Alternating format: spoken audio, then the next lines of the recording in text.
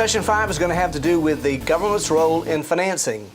To begin with, there are a number of pieces of legislation that affects lending today. There were some reforms done for FHA and VA, but I think that one of the things that we have to define, one of the things that's important in making loans today is first-time homebuyers get a break. And so let's define what a first-time homebuyer is.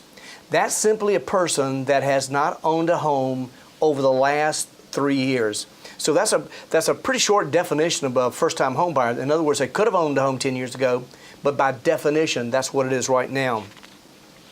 One of the big pieces of legislation, however, that has really impacted our business is the Dodd-Frank bill. And it has reformatted everything that we do, especially closing, some of the things that we have to deal with today.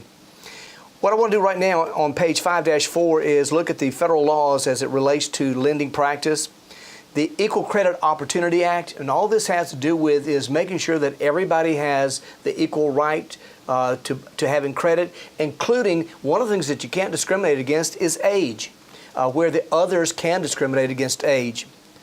The Consumer Credit Protection Act, also known as the Truth in Lending Act, and let me explain this one because this is very deep, because what the truth in lending has to do with is that borrowers have to know the true cost of borrowing. It also will prevent bait and switch. And let me explain what bait and switch is. That if a lender advertises just one component of a loan, then they've got to disclose all of them, including the APR. And let me give you an example. A lender may run an ad in a newspaper saying that we've got great 3% interest rate mortgages. Well, that will get everybody's attention. When you call to find out about that 3% interest, they tell you you can get it, but it's going to cost you 6 points to get it. Well, you don't have 6% of the loan amount to be able to come up with, so they're going to switch you into another loan program. That's called bait and switch. Also remember that the Consumer Credit Protection Act is regulated by the Federal Reserve Bank, and that regulation is Regulation Z.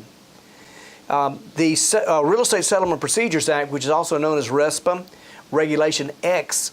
And what this is a disclosure. And what RESPA has to do with is that borrowers have to be given an information booklet at least 3 business days after application. They have to be given a good faith estimate of their closing cost at least within 3 business days of application. So there's some disclosures that have to take place. Also, one of the newer disclosures that we're having to deal with has to do with the Truth in Lending and RESPA combination as the new disclosures in the Dodd-Frank. And that is that borrowers now have to receive a closing disclosure form, and they have at least 3 business days prior to closing to be able to review it. It's never been that way before. So there's some additional days that we have to be able to review our documents. The federal disclosure laws, there are a number of disclosures that a real estate licensee has to provide to individuals in terms of borrowing. Radon gas, which is an odorless, colorless gas, they have the right to have a home inspected for that if they like. Energy efficiency. Let me expand on lead-based paint.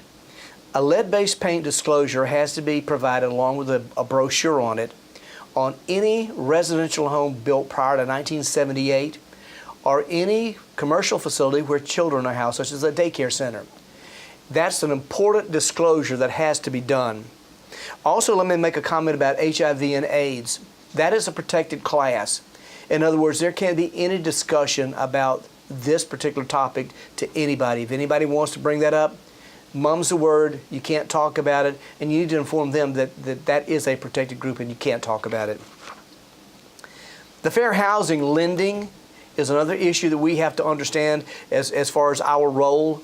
The Civil Rights Act of 1866 prevents discrimination because of race, and it's in full force today. The Jones versus Mayer case was a test in 1968 just to confirm its validity.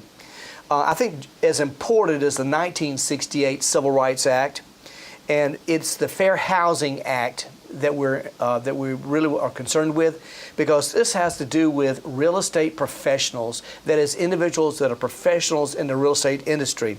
And what it did is it expanded discrimination to not just include race, but it's also race, color, religion, sex, national origin.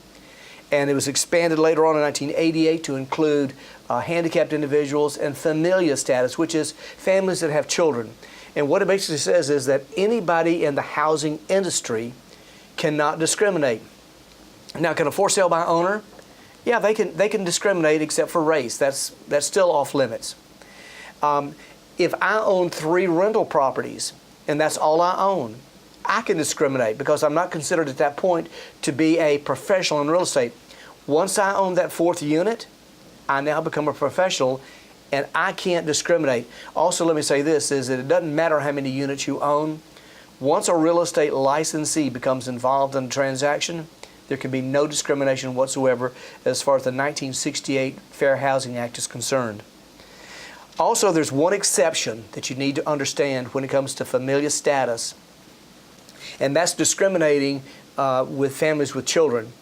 If it is a seniors unit, in other words, if it's a seniors facility, a retirement community that has been approved, those are units that can restrict housing for children. So you need to make sure that you understand that.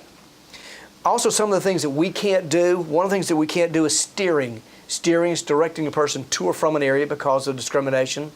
Blockbusting is inducing a person to sell because of discrimination. So there's some things that we cannot do that would imply that we're discriminating against individuals.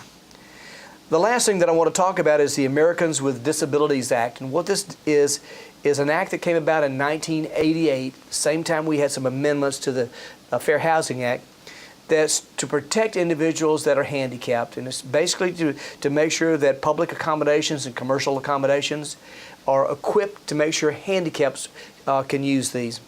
And that's all that I have for this final chapter. So what I'd like to do with you right now is I'd like to review this chapter with you. A first-time homebuyer is a person that has not owned a home for the past 3 years. The Equal Credit Opportunity Act prohibits discrimination because of age.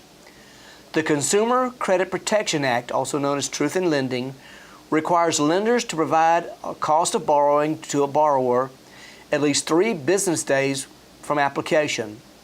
The Consumer Credit Protection Act is regulated by Federal Reserve's Regulation Z.